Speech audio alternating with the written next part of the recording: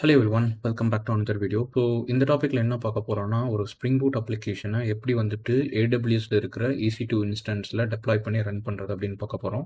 So இங்கே பார்த்தீங்கன்னா ஒரு டயக்ராம் கொடுத்துருக்கு இல்லையா. இப்போ வந்துட்டு நம்ம கிளைண்ட் கரெக்டாக, இப்போ ப்ரௌசர் அப்படிங்கிறது வந்து ஒரு கிளைண்ட். ஸோ இதுலேருந்து வந்துட்டு நம்ம EC2 இன்ஸ்டன்ஸில் ஜாவா அப்ளிகேஷன் வந்து டெப்ளாய் பண்ணி அந்த வந்துட்டு எப்படி வந்துட்டு நம்ம வெப் ப்ரௌசர்லேருந்து அந்த ஏபிஐ ஆக்சஸ் பண்ணுறது அப்படிங்கிறத நம்ம பார்க்க போகிறோம். ஓகே. ஸோ இதுக்கு வந்துட்டு ஒரு சில ஸ்டெப்ஸ் வந்துட்டு நமக்கு ப்ரீ ரெக்வஸ்ட்டாக இருக்குது. ஸோ அது என்னன்னு பார்க்கலாம். ஃபர்ஸ்ட்டு வந்துட்டு நமக்கு வந்துட்டு AWS அக்கவுண்ட்டில் வந்துட்டு EC2 இன்ஸ்டன்ஸ் வந்து கிரியேட் பண்ணணும். ஓகே. ஸோ இந்த EC2 அப்படிங்கிறது வந்துட்டு என்ன அப்படின்னு பார்த்தீங்கன்னா, க்ளவுடில் இருக்கிற ஒரு கம்ப்யூட்டர் மாதிரி. ஸோ இப்போ வந்துட்டு நான் ஆல்ரெடி வந்துட்டு IIM யூசர் கிரியேட் பண்ணியிருக்கேன் இல்லையா. ஸோ அதில் வந்துட்டு இப்போ இங்கே சர்ச் பாரில் போயிட்டு EC2 அப்படின்னு கொடுத்தீங்கன்னா உங்களுக்கு வந்துட்டு இது ஓப்பன் ஆகும். ஓகே. ஸோ இங்கே வந்துட்டு ஓப்பன் பண்ண உடனே பார்த்தீங்கன்னா இந்த மாதிரி ஒரு டேஷ்போர்ட் பேஜ் வந்து வரும். ஓகே. இங்கே வந்து பார்த்தீங்கன்னா உங்களுக்கு லான்ச் இன்ஸ்டான்ஸ் அப்படிங்கிற ஒரு ஆப்ஷன் வரும். நம்ம என்னென்ன கம்ப்யூட்டரில் பண்ண முடியுமோ அது எல்லாமே வந்துட்டு இந்த கம்ப்யூட்டிங் மிஷினை வந்துட்டு பண்ணலாம். ஸோ இப்போ வந்துட்டு இதை நம்ம எப்படி ஸ்டார்ட் பண்ணலாம் அப்படின்னு பார்க்கலாம். ஸோ ஃபஸ்ட்டு ஸ்டெப் என்ன சொல்லியிருந்தேன், நம்ம வந்துட்டு EC2 இன்ஸ்டன்ஸை வந்துட்டு லான்ச் பண்ணணும் அப்படின்னு சொல்லியிருந்தேன். கரெக்டாக.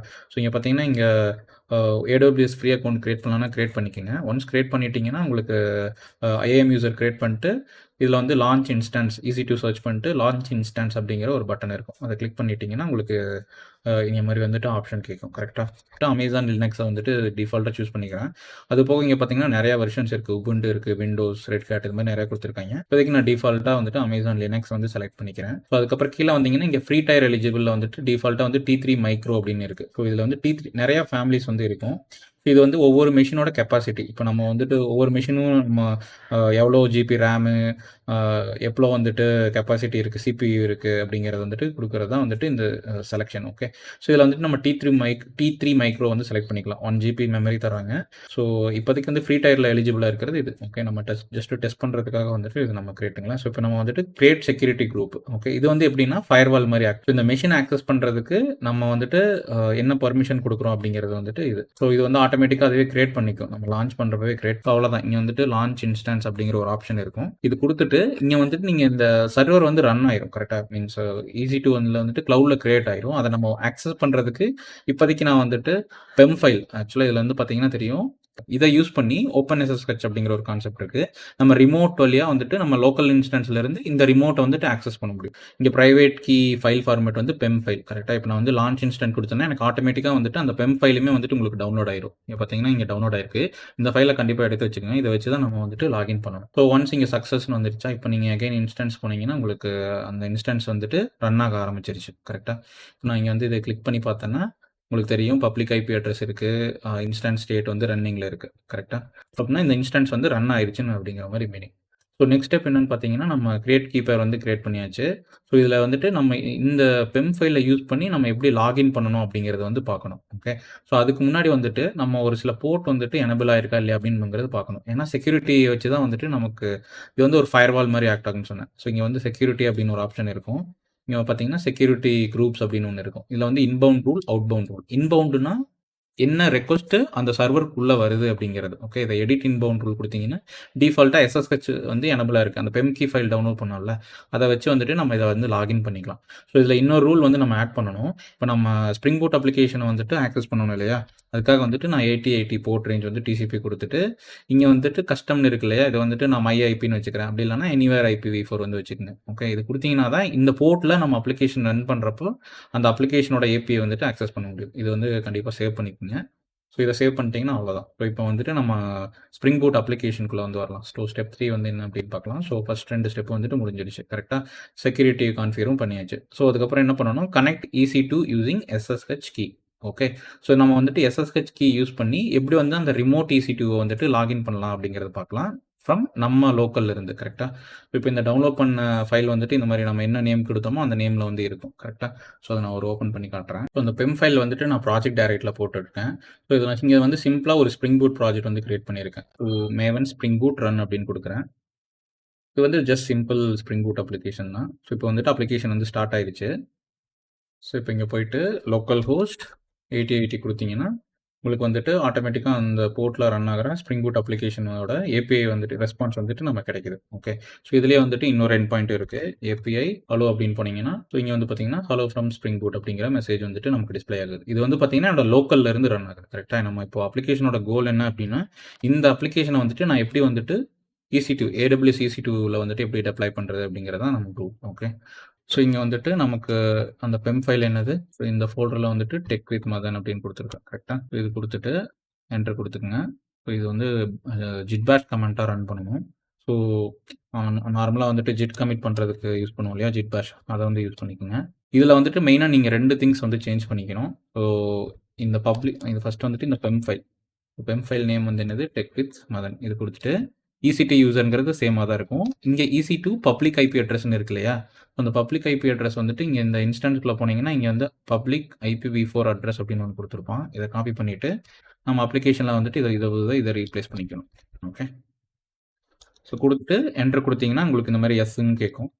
ஸோ எஸ் குடுத்துட்டீங்கன்னா, உங்களுக்கு ஆட்டோமேட்டிக்கா இப்ப நம்ம வந்துட்டு EC2-user IP அப்படின்னு வந்திருக்கா. இது வந்து நம்ம AWSல இருக்கிற கிளவுடோட சர்வர வந்துட்டு நம்ம அக்சஸ் பண்ணியிருக்கோம். ஸோ இப்போ நெக்ஸ்ட் ஸ்டெப் என்ன அப்படிங்கிறத பார்க்கலாம்.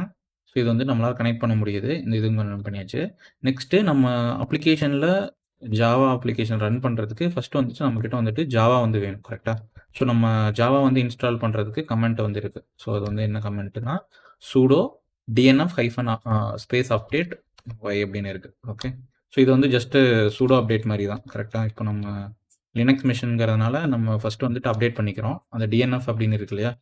அந்த கமாண்ட யூஸ் பண்ணி நம்ம அப்டேட் குடுத்துட்டு, அதுக்கப்புறம் அந்த ஜாவாவோட பேக்கேஜ் JDK வந்துட்டு இன்ஸ்டால் பண்ணா தான் நம்ம ஜாவா அப்ளிகேஷன் ரன் பண்ண முடியும். அதுக்காக வந்துட்டு நம்ம இந்த கமாண்ட் ரன் பண்ணிக்கிறோம். ஸோ நெக்ஸ்ட் வந்துட்டு ஜாவா வெர்ஷனோட 21 வெர்ஷன் வந்துட்டு நான் இன்ஸ்டால் பண்ண போறேன். இந்த மெஷின்ல. ஓகே. ரிமோட் மெஷின்ல வந்துட்டு இன்ஸ்டால் பண்ண போறேன். So sudo dnf install java-21 அப்படின்னு குடுத்துட்டு, அமேசான் கொரேட்டோ அப்படிங்கிற கமாண்ட் குடுத்தீங்கன்னா, உங்களுக்கு ஜாவா 21 கிளவுட்ல இருக்கிற சர்வர்ல வந்துட்டு இன்ஸ்டால் ஆயிரும். ஏன்னா, நம்ம அப்ளிகேஷன் ரன் பண்றதுக்கு ஜாவா 21 வந்து வேணும். ஓகே. நீங்க பார்த்தீங்கன்னா, கம்ப்ளீட்டட் அப்படின்னு வந்து வந்துருச்சு. நீங்க இங்க போயிட்டு ஜாவா ஹைஃபன் வெர்ஷன் அப்படின்னு குடுத்தீங்கன்னா, உங்களுக்கு வந்து ஓப்பன் JDK 21 அப்படின்னு வந்து வரணும். ஸோ இது வருதான்னு பார்த்துக்கங்க. ஸோ இந்த ஸ்டெப்பும் முடிச்சாச்சு. நெக்ஸ்ட் என்ன அப்படின்னு பார்த்தீங்கன்னா, இப்போ நம்ம வந்து அப்ளிகேஷன வந்துட்டு பில்ட் பண்ணணும். கரெக்ட்டா? ஸோ இந்த maven clean பேக்கேஜ் அப்படின்னு குடுத்துட்டு, நம்ம லோக்கல்ல இருந்து அந்த ஜார வந்துட்டு பில்ட் பண்ணிட்டு, ரன் பண்ணீங்கன்னா, உங்களுக்கு டார்கெட் டைரக்டரில வந்துட்டு ஜார் கிரியேட் ஆயிரும். ஓகே. கம்பைல் ஆயிட்டு இருக்கு. இப்போ நம்ம இந்த ஜார் ஃபைல வந்துட்டு ரிமோட்ல இருக்கிற இந்த இடத்துக்கு வந்துட்டு காப்பி பண்ணணும். கரெக்ட்டா? நம்ம எந்த லொகேஷனுக்கு வேணுமோ, அந்த லொகேஷனுக்கு வந்துட்டு நம்ம வந்து காப்பி பண்ணிக்கலாம். ஓகே. ஸோ இத நம்ம வந்துட்டு லோக்கல் மெஷின்லேருந்து காப்பி பண்ணோம் இல்லையா? ஸோ அதனால வந்துட்டு நான் இன்னொரு செஷன் வந்துட்டு இப்போ ஓப்பன் பண்ணிக்கிறேன். இத க்ளோஸ் பண்ணிக்கோங்க. எக்ஸிட் குடுத்துட்டு. ஸோ இப்போ நான் என்ன பண்ண போறேன்னு பாருங்க. ஸோ இங்க வந்துட்டு நமக்கு ஜார் ஃபைல் வந்துட்டு எதுல இருக்கு? டார்கெட்ல இருக்கு. ஸோ ஃபர்ஸ்ட் வந்துட்டு பெம் ஃபைல் வந்து மாத்திக்கங்க. ஓகே. ஸோ என்னோட பெம் ஃபைல் வந்து இதே டைரக்டரியில தான் இருக்கு. டெக் வித் மதன் EC2 பெம் அப்படின்னு குடுத்துருக்கேன். இந்த ஜார் ஃபைலோட நேம் வந்துட்டு டெமோ. அதுக்கப்புறம் EC2 யூசர், EC2வோட பப்ளிக் ஐபி. ஓகே. ஸோ இங்க பப்ளிக் ஐபி அட்ரஸ் இருக்கு இல்லையா? இதுக்கு பொதுவா இந்த இடத்துல வந்துட்டு நம்ம ஐபி அட்ரஸ் வந்துட்டு ரீப்ளேஸ் பண்ணிக்கிறோம். ஓகே. ஸோ ஒன்ஸ் ரீப்ளேஸ் பண்ணிட்டு நம்ம இந்த ஹோம்ல EC2 டைரக்டரியில வந்துட்டு நம்ம பேஸ்ட் பண்ண சொல்றோம். நீங்க என்டர் குடுத்தீங்கன்னா, ஆட்டோமேட்டிக்கா உங்களுக்கு வந்துட்டு என்ன ஆகும்னு பார்த்தீங்கன்னா, இந்த demo.jar ஃபைல் இருக்கு இல்லையா? அது வந்துட்டு உங்களுக்கு EC2 இன்ஸ்டன்ஸ்ல வந்துட்டு போயிருக்கும். ஸோ எப்படி இத செக் பண்ணலான்னு பார்த்தீங்கன்னா, நீங்க அகைன் வந்துட்டு EC2 இன்ஸ்டன்ஸ் கூட கனெக்ட் பண்ணலாம். கரெக்ட்டா? இது குடுத்துக்கிட்டு, ஸோ ஒன்ஸ் ஜார் ஃபைல் போட்டதுக்கப்புறம் நீங்க எல்எஸ் குடுத்து பார்த்தீங்கன்னா தெரியும். இங்க வந்து demo.jar அப்படிங்கிற ஃபைல் வந்துட்டு காப்பி ஆயிருக்கு. கரெக்ட்டா? ஸோ அதுக்கப்புறம் வந்துட்டு java-jar அப்படின்னு குடுத்துட்டு, demo.jar அப்படின்னு குடுத்தீங்கன்னா, உங்களுக்கு வந்துட்டு அப்ளிகேஷன் வந்துட்டு ரன் ஆக ஆரம்பிக்கும். எங்கன்னா EC2ல இன்ஸ்டன்ஸ்ல வந்துட்டு ரன் ஆக ஆரம்பிக்கும். ஸோ இத எப்படி நம்ம ஆக்சஸ் பண்ணலாம் அப்படின்னா, ஸோ இத ஆக்சஸ் பண்றதுக்கு வந்துட்டு நம்ம ஸ்ப்ரிங் பூட் அப்ளிகேஷன் வந்துட்டு போர்ட் 8080ல ரன் ஆயிட்டு இருக்கு. கரெக்ட்டா? அண்ட் வந்துட்டு இது வந்துட்டு HTTPல ரன் ஆயிட்டு இருக்கு. Not HTTPS. ஓகே. ஸோ இங்க வந்துட்டு இதுவரைக்கும் நம்ம பண்ணியாச்சு. இப்போ அப்ளிகேஷன வந்துட்டு எப்படி ஆக்சஸ் பண்ணணும்னா 8080 போர்ட்ல தான் வந்துட்டு ரன் ஆகும். ஓகே. இந்த போர்ட் வந்து பார்த்தீங்கன்னா, இது வந்து அந்த சர்வரோட ஐபி. ஓகே. இதுல வந்துட்டு எஸ்ஸ ரிமூவ் பண்ணிட்டு எண்ட்ல வந்துட்டு 8080 அப்படின்னு போட்டுட்டு, ஓகே குடுத்தீங்கன்னா, இப்போ வந்துட்டு நம்ம அப்ளிகேஷன்ல இருந்து நமக்கு வந்துட்டு ரெஸ்பான்ஸ் வருது. கரெக்ட்டா? இப்போ வந்துட்டு spring boot application time stamp எல்லாம் வருது. ஸோ இதில வந்துட்டு இன்னொரு API கால் இன்னொரு ஹலோ அப்படிங்கிற எண்ட் பாயிண்ட் வந்து நம்ம கிரியேட் பண்ணோம். கரெக்ட்டா? நீங்க பார்த்தீங்கன்னா, ஹலோ ஃப்ரம் ஸ்ப்ரிங் பூட் அப்படிங்கிறது வந்துட்டு நமக்கு வந்து அவுட்புட்டா வந்திருக்கு. ஸோ அவ்வளோதான் ஃப்ரெண்ட்ஸ். இப்படி தான் வந்துட்டு நம்ம ஸ்ப்ரிங் பூட் அப்ளிகேஷன வந்துட்டு ஸோ ஒன்ஸ் நீங்க அப்ளிகேஷன் பண்ணதுக்கப்புறம் வந்துட்டு இந்த EC2 இன்ஸ்டன்ஸ வந்துட்டு டெலீட் பண்ணிருங்க. ஓகே.